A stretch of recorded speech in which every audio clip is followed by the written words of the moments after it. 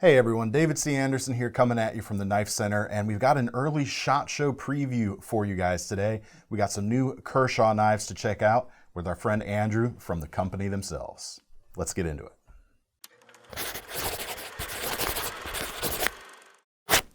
All right guys, Andrew, thank you so much for coming by to show us the new lineup, the 2022 stuff. And we're going to start with kind of some of the imported budget line, budget EDC stuff. Some of your assisted things that you guys do really well.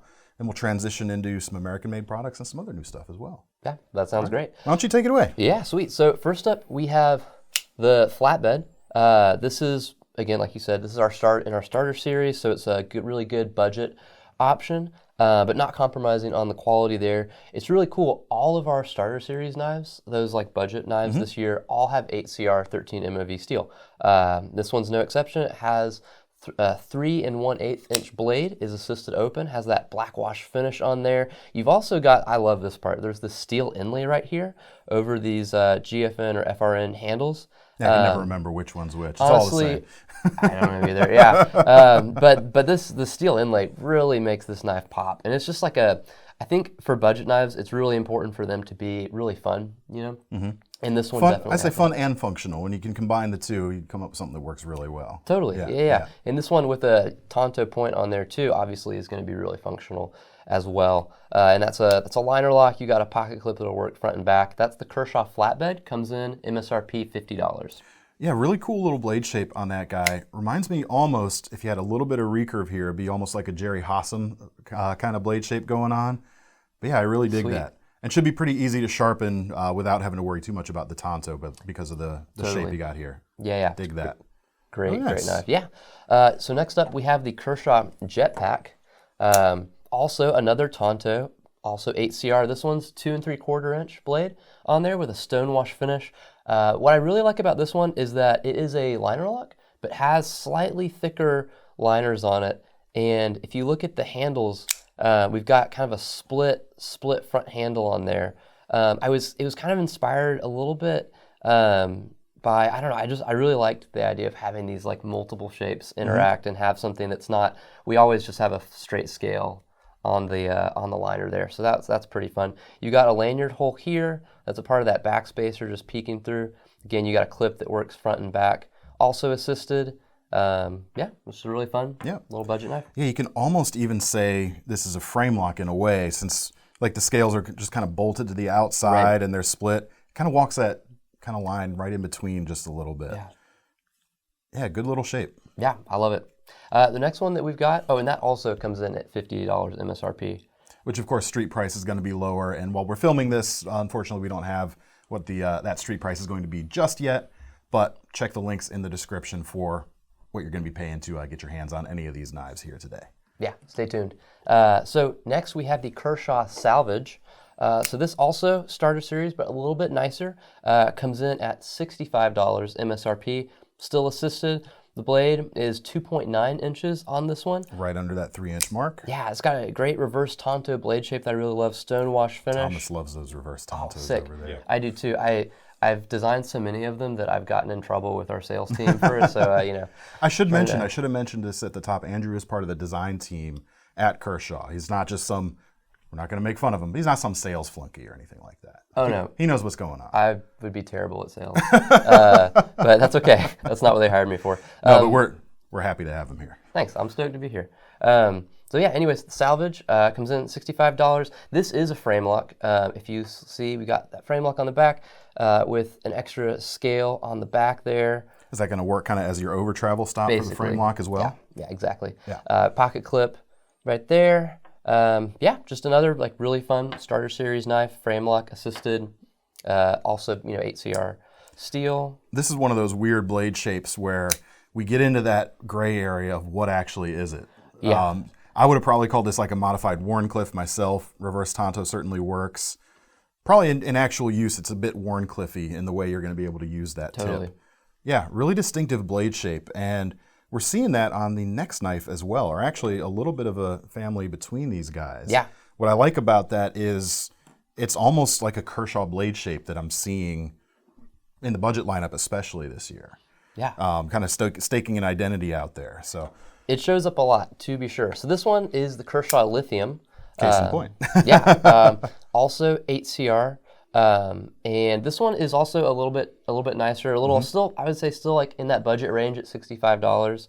MSRP again, remember guys. MSRP. Frame lock. I really love this design. This is one of my favorites from this year. Again, super usable blade shape. This is the 3 1/4 assisted, like I said, frame lock. You can see that on the back.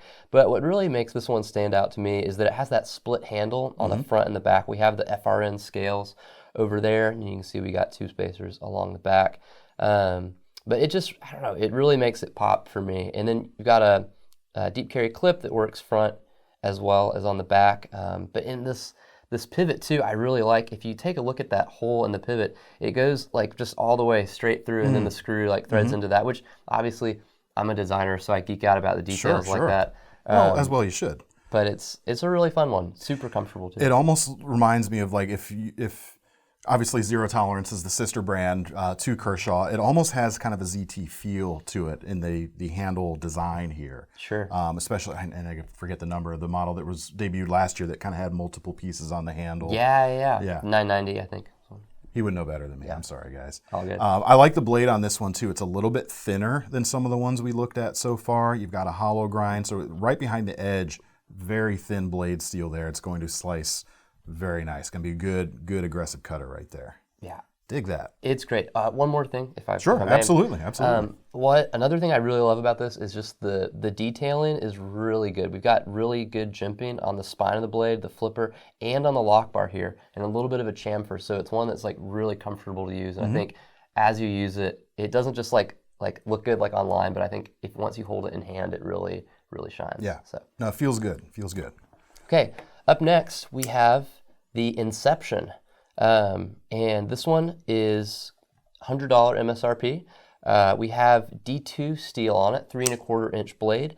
Opens with KVT ball bearing washers, which is really fun, really smooth open. We've got, again, that kind of like thicker liner lock with the G10 scales over on top of it. So it's definitely, a little bit higher end, mid-tier EDC carry knife.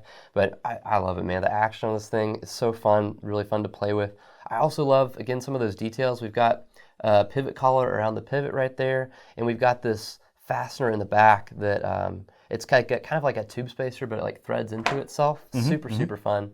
Little detail there, also serves as your lanyard hole. We've got a deep carry pocket clip that works front and back. This is just supposed to be just like a simple, fun to fidget with EDC knife. I mean, the blade shape there is just about a perfect drop point. I mean, actually, wait, are we technically a clip point there? We'll call it a drop point. Hybrid blade shapes, you guys. Yeah. I love it. It's got that drop point flare. You've got, again, thin enough steel with that high flat grind. Going to be a great little everyday slicer. I think this is my favorite of the imports this year for sure. It hits all the right notes. The action is great. The materials are where they ought to be. Yeah, really dig that. Stonewash finish too. Gotta love that. Yeah, very cool little knife. Very cool little knife. That's compelling for sure. Thanks. No, I appreciate that. Well, speaking of compelling, I think the next one... This one definitely makes an impression. I can't even tell you guys. I'm so excited that we're getting to show this knife off. So this is the Kershaw Launch 14.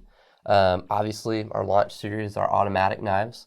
So it's USA made in our factory in Tualatin. You have just over the 3 1/4 inch blade on this, and it's a cleaver style blade. We have not done a cleaver auto. Obviously, in our Kershaw lineup, we've done a lot of cleavers, and they keep selling, so we'll keep making them. And honestly, I think this is my favorite one we've done so far. I love this shape. This was the first thing I saw when they sent us a little sneak peek. That was the first page, and I was like, yeah. It's going to be a good year. Yeah, it's going to be a good year. So dig it. It's really fun. So we got CPM 154 blade steel on there with that black wash finish on there. We got aluminum on the front and the back. The back is all aluminum, but what makes this knife pop, I love a split material handle. And so when we were working on this at the beginning, I was kind of thinking about it, and I was like, well, the button lock and the spring for the auto are all contained up front. So what's like stopping us from doing something more interesting in the back? All kinds of room to play around with, Exactly. essentially. Yeah. So we have it's a 2-part handle, which is just, I don't know, just really fun. And we have carbon fiber on here, which this definitely, speaking of carbon fiber, this is a higher end Kershaw knife as far as the autos go. It is, I think it's our most expensive auto at $240 MSRP. So definitely a little bit more expensive, but also, I mean, it's super usable. You can really comfortable to hold in the hand like this, but also we put the finger choil on there. You can really choke up on this knife. Lots of blade to use there. So I'm sure it'll be a really good user as well. Stamped steel clip on the back there, this machined in lanyard hole. We also have this integrated backspacer here and a titanium tube spacer that's been anodized with a gold or a bronze finish. Yeah, nice, just subtle little pop there. It's like I said, I really like this knife. I'm really stoked. I do too. And one of the things I appreciate about the Launch series in general, which I do like, I'm actually carrying a Launch 1 today, by the by. It's an appropriately spec'd out blade. It's not super thick. It's sturdy, but you've got, especially with this guy right here, this thing is ready to slice, man. And it's got such a satisfying looking shape. Got that little bit of knuckle clearance there if you're working on any kind of surface. The geometry with the flat grind, I mean, I love it. I love it. And if you guys haven't experienced the Launch action from Kershaw, it's right up there with the best in the industry. I'll say that any day of the week. So definitely do yourself a favor, check these out. Usually a little bit more affordable than the best in the industry too, so not a bad thing. Very, very cool. Solid. Thanks. So now we're kind of shifting gears a little bit, and we got some traditionals we want to show you guys, more like that slip joint style kind of knife. What was really fun is that the first traditional we're going to show you is another USA-made Kershaw, which I'm so excited about. So this is a slip joint. For those of you that follow at Kershaw ZT, you might be familiar with the 0230, which is a Jens Anso design. Great knife. You should check that out too if you haven't. So that's a ZT. We wanted to do a Kershaw knife that has a similar mechanism. So it is a slip joint, but if you look in the back, it's a double detent slip joint. So basically, we've cut the liner so there are 2 little arms with ball bearings pushing in on each side of the knife, and there are little divots in the knife that kind of give it that feel. So obviously you can see that back is open there with the backspacer in there. Another thing that I love about this knife, we got to use micarta handle scales. And I don't think we haven't done micarta on the US side for Kershaw in quite some time. So this is really, really exciting. And I think micarta is for a traditional knife, I think is a really great option. Has a bit more of that rustic feel to it already, right out of the box. Yeah. So yeah, I love that. We've got CPM 154 steel, 3 1/4 inch blade. You got your nail nick right there, stonewash finish. You got a full flat grind on that blade. We have the pivot nut here, but we kind of wanted it to look a little bit more like that shield idea that you have sometimes, you know. So obviously it's a modern slip joint, but we want some of those echoes back to where we're coming from. You've got your lanyard hole in the back there. There's no pocket clip on this one, but it's honestly, I don't know, it still carries really well. It slips in the pocket really nicely. For sure. And there's plenty of aftermarket stuff too. Like we sell some magnetic leather pocket sheaths. If you're looking for some kind of pocket slip to carry it with, we'll leave a link for that below as well. Not a Kershaw product, but I'm sorry. That's no big deal. This also, like I said, this is USA made. Super, super exciting. Yeah. I think, What are your thoughts on it? So again, the thing I like, and I think I really noticed this from you guys last year on a larger scale, is again, thinning down the blade stock. Yeah. Not super thick, not too chunky.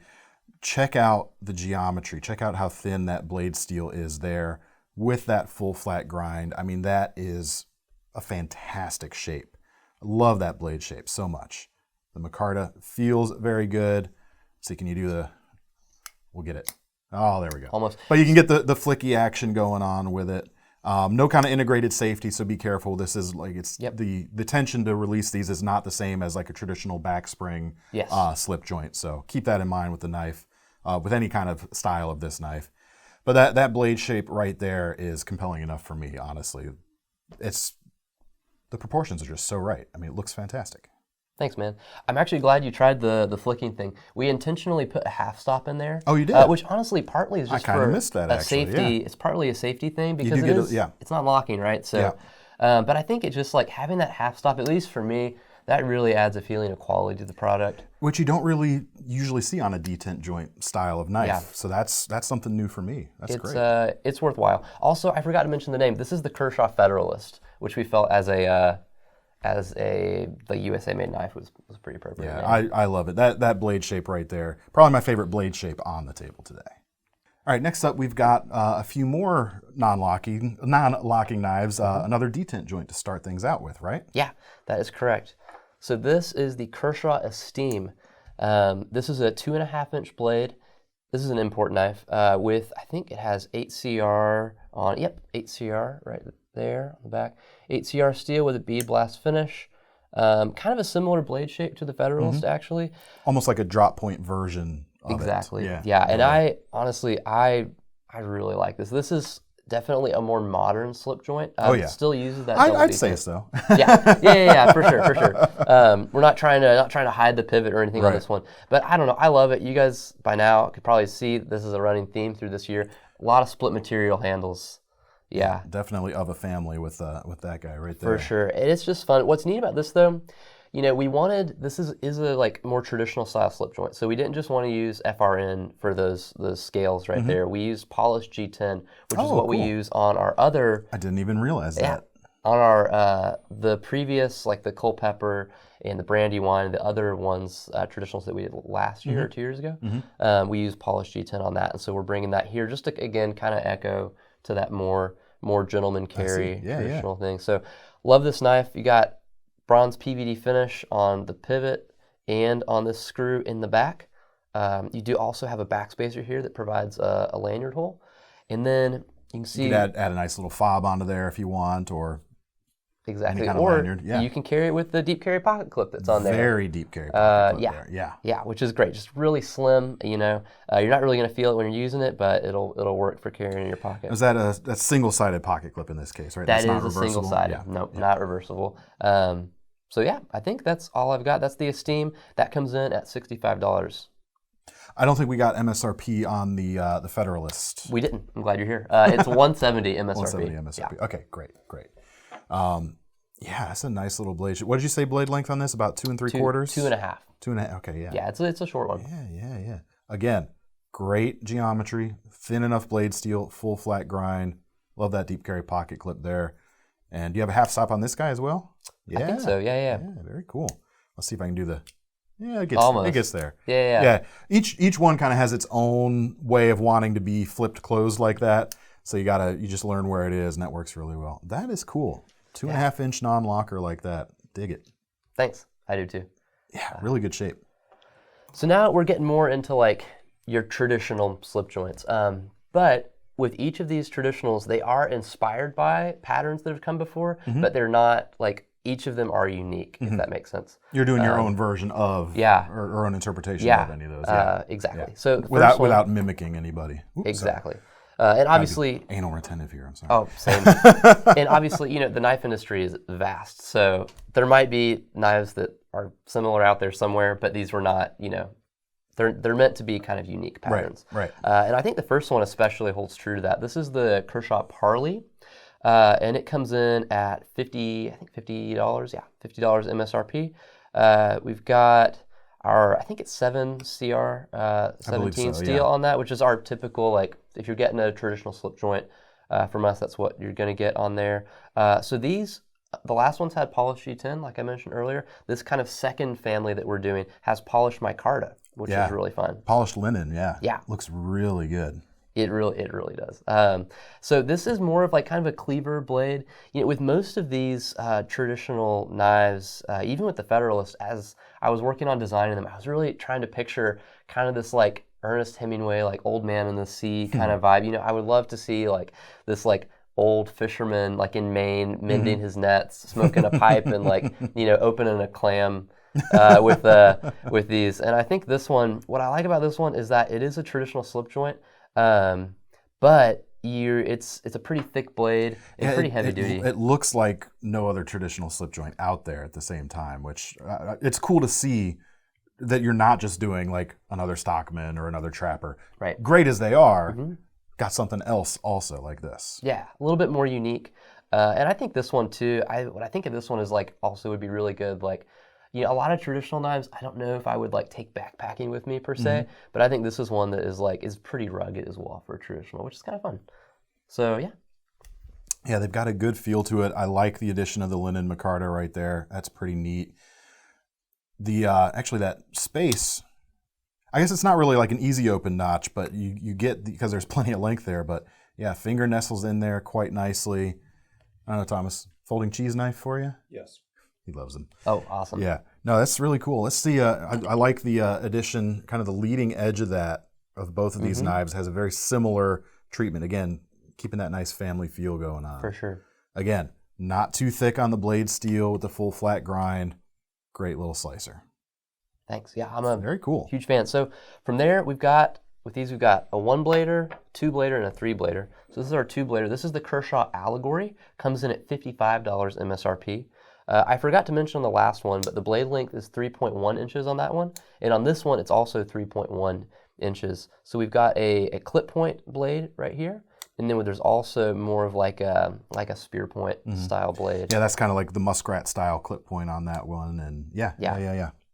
And this one is more kind of, you don't see this shape too much on traditionals out there. So that one has a bit of your own identity. Well, this one was actually inspired by a doctor's knife, which is a pattern, an old pattern, and they would use the pommel of the knife to like crush up like pills or whatever.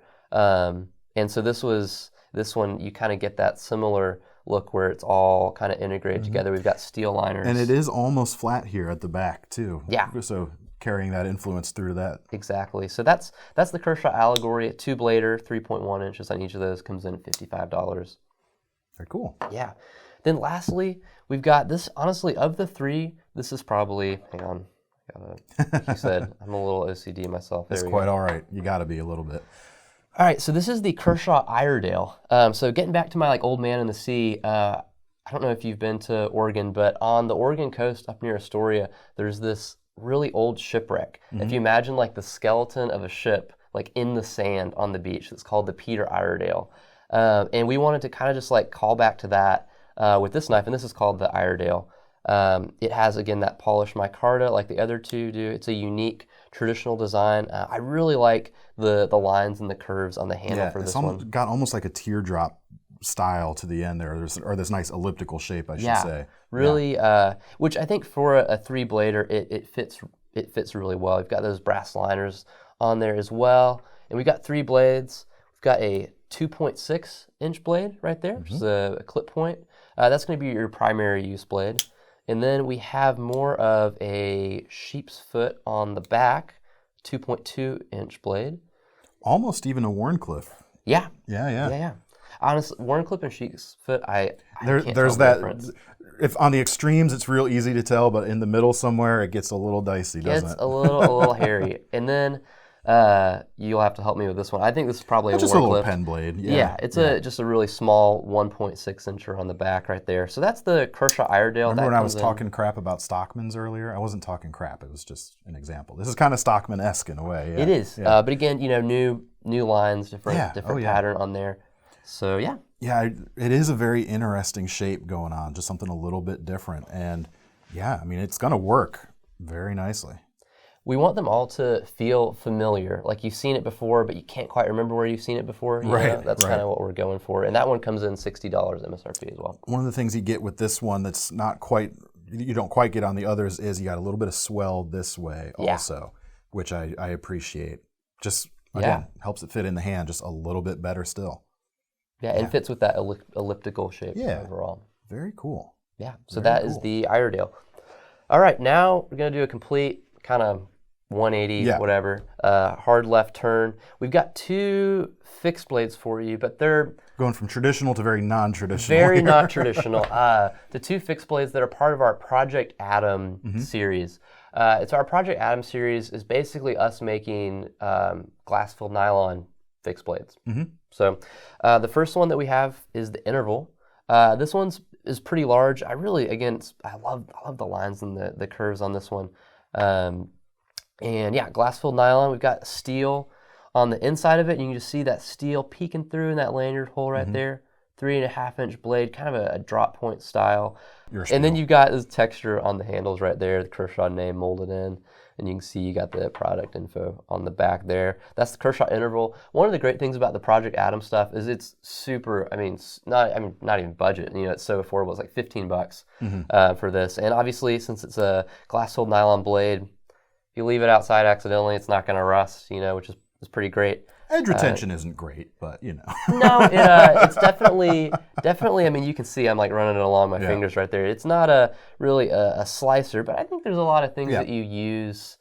I don't know, like I use plastic knives for food stuff like all the time, and you can certainly poke with it. It's gonna. It has can open up some cardboard, no problem. Very pointy blade right there for sure. So that's the. It is a really cool shape. I mean, it reminds me a little bit of like some old Roman daggers in a way with just kind of the lines going on. And then of course the steel insert in there, it's going to give you a little bit of strength and make sure it's not a non-detectable knife that's as well, super important. Is super important. It's a cool little shape. I almost want to see one made out of like CPM 154 now though, because I really dig that shape. Yeah. That would be so fun. Yeah. No sheaths on these, right? No sheaths. Maybe you guys will sell a aftermarket version of that too. We'll scour the warehouse, see what we can find. So that's the interval. Comes in $15. Very nice MSRP. The next one, this one has, I feel like, kind of a fun story from a design standpoint. This one was kind of inspired by like spy lapel taggers. I was gonna say it reminds me of like some of the old OSS stuff. Exactly. Yeah. Exactly. Yeah. It's supposed to be inspired by like that World War II secret agent kind of deal. Again, glass-filled nylon. You got that steel shows through even more clearly on this one in the middle, and it's all the same stuff. But what's nice about this one is it's super small and has a really big lanyard hole, which I think is really important for this one. I really like this scoop too on the back. I would just notice that actually, yeah. Yeah, and the texture on it is really neat. So again, $15. I don't know, yeah. And that shape is actually, it does some interesting things. It actually helps with the strength a little bit, I believe. Yeah.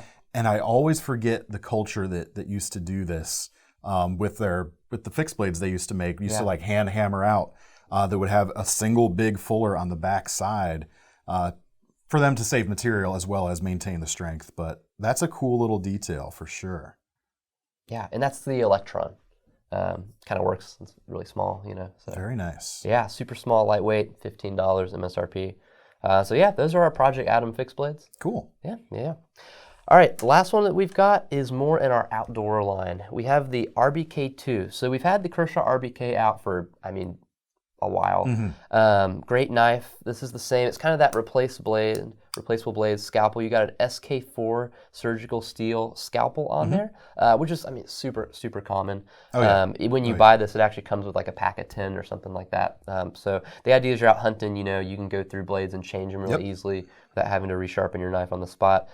So this one really is a lot of just ergonomic and aesthetic improvements. Sure. The vibe overall really fits with, if you've seen like our Deschutes axe or our Taskmaster saw, fits in really well. Absolutely. Really well with that. Really comfortable handle design. You got I don't know if you would use a lanyard while you're out hunting, but there's a lanyard hole in the back if that interests you. Because if you didn't put there, someone would complain about it. Exactly. We gotta have it in there. And it opens with a thumb stud, liner lock. This is all pretty normal. You've got rubberized grips right here in those green areas, which it feels really good in hand. And then we've also got jimping along the bottom there. So this is something that you're going to be able to keep a good grip on, which obviously, hunting knife, really important. Oh yeah, absolutely. For me, the standout feature of this knife is, I don't think we have a name for it yet, but I've been calling it our lift liner.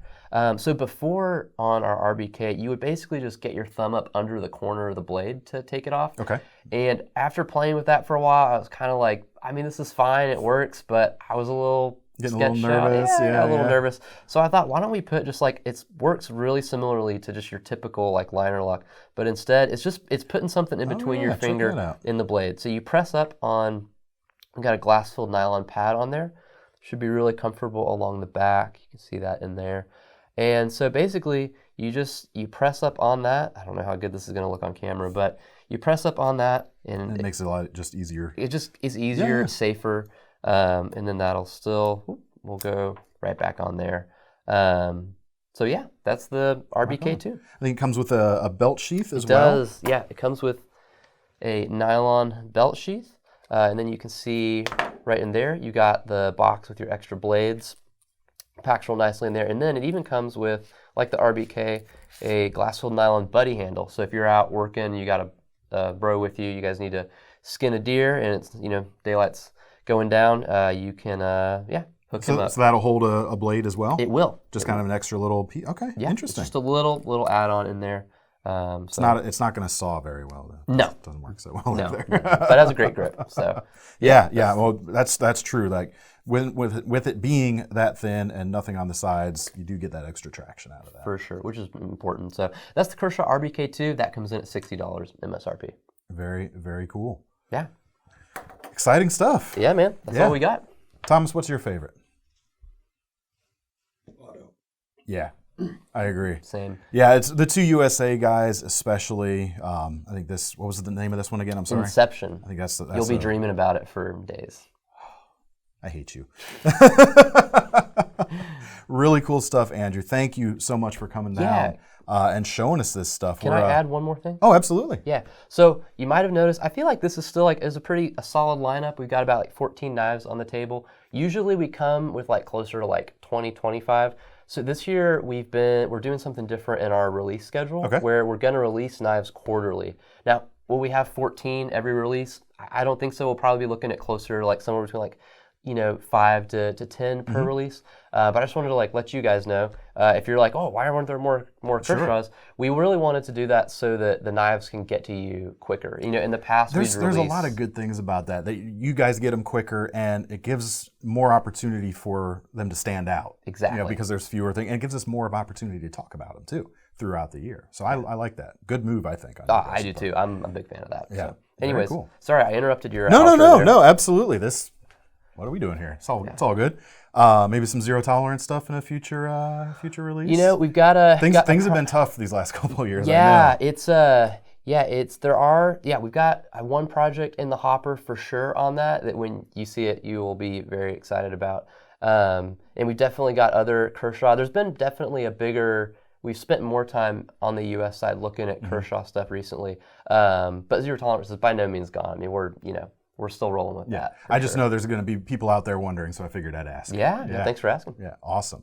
All right, well, folks, the embargo is lifted today. We're getting to share this stuff with you, which should mean that this stuff is available for pre-order now at the KnifeCenter, if it's not in stock already. I don't know. We're filming this from the past. Yeah, Merry Christmas. You guys are in the future.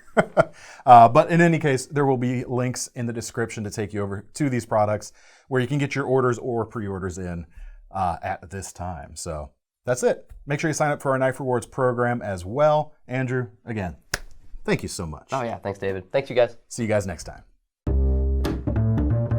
Surprise post-credit sequence.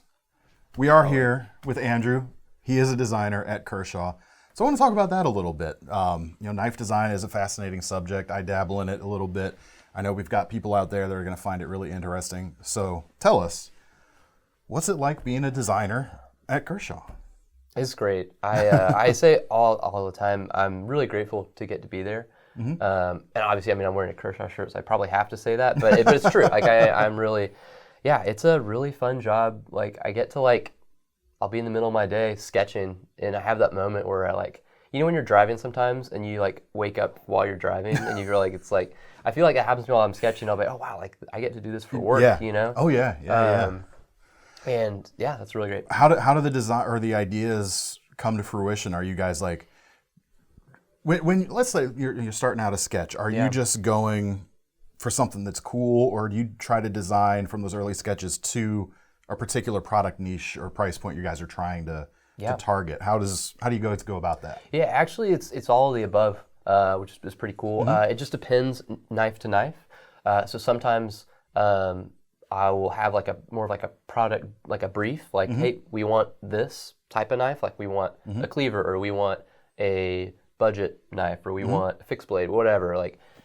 Sometimes it will be, I'll just have some spare time and I'll sketch something up. Those are usually my favorite, where I just sketch something up and I'm hey, what do you guys think about this? Mm-hmm, mm-hmm. And they're yeah, let's do it, It looks great. Yeah, and sometimes it's oh yeah, no, we're not doing that. But sometimes it's oh, it looks great, let's do it. And that's really fun, too. And then whatever the other one was, you said we do that too. I don't remember what it was, but rewind the tape. Yeah, exactly. So yeah. do you guys have, like, let's say, any like cool stories from, especially from some of the new stuff, but any cool stories or any favorites that you and your team have kind of come up with lately? Like, what gets you really excited about some of these designs? I feel like there are a lot of, throughout the process, there's a lot of exciting moments, and there's definitely like can be frustrating moments too, where I'm like, I'm sketching, I'm like trying to like wrap my head around this, getting this design, and I'm, I think for me, some of my favorite projects have been the one where they've asked me, hey, can you make this? And I am like, no, I do not want to do that. It looks so bad. I don't want to do something like that. And then, man, it's the craziest thing. We had this one project that was supposed to, if you remember the Stratas, I don't know if those. Yeah. We were working on those a couple years ago. And I did like my version of the Strata, which ended up being the Payout. It was one of our first like speed safe D2. It has like a split handle and like a copper anodized. I remember the ring. Stratas. I don't remember that one. We'll get a picture. It's all good. Yeah, it's like the 2075, I think, Payout. I don't know. Anyways, and so that was like my version of the like Navaja, whatever that I wanted to do, or inspired Navaja. And then we ended up, but we were talking about it, and they're like, we like that one, but it's not quite what we want. It's not quite right for this. I kept working, right. And then we got the Stratas, which I really liked from a design standpoint. And it was so cool to me that this project at the beginning, I was not psyched about at all. I ended up getting what are, in my opinion, 3 like beautiful knives out of it. That's a really cool thing. Very nice. One other question, real quick, before we send you guys on your merry way. For those folks out there that are interested in knife design, what's it take to get your job, so to speak? Yeah. What does someone need to really tackle knife design? What are the skills you need? What should they be doing to work towards that type of goal? That's a great question. That's a good question. I think.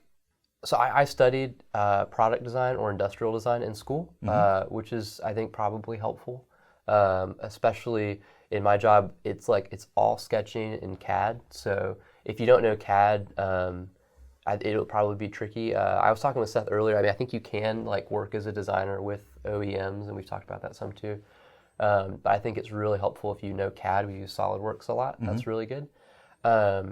Obviously, sketching is really helpful. It's really good to be able to communicate your idea. Never stop sketching. Yeah. And that's super fun. I think also a part of it that is really good is, it's just hard because I think you kind of have to have like an eye, which is a very like designery thing to say. Yeah. I think maybe distilling out like a good sense of like proportion. I think that's something that definitely matters a lot to us at Kershaw when you're looking at the knife, is that you want something visually balanced. And that's something that obviously some people are very naturally gifted at. Some people have to work harder but can still get it.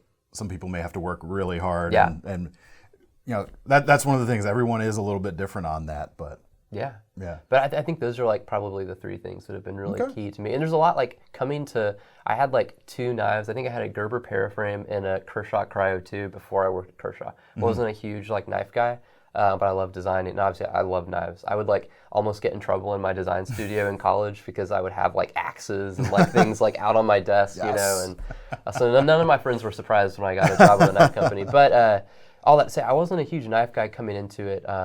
So I think it's also really fun. I think most people do, like really fallen in love with like the knife industry, having been in it, and with the product. So I think it's also good to know what's out there. Yeah, I mean, we've seen it here. We've had folks come into our like customer service department knowing just a little bit, and now they're spending more money than I do on knives. It's crazy. And I love that. They get the fever. They got bit, and it's all over. And we all started there somewhere. Everyone got that. Well, you're doing a good job. I'm glad to see you there. Continuing to look forward to seeing the new stuff you guys continue to come out with, man. Thanks. You and me both. Andrew, thanks so much, guys. Oh, you bet, David. Thanks, Later. Guys.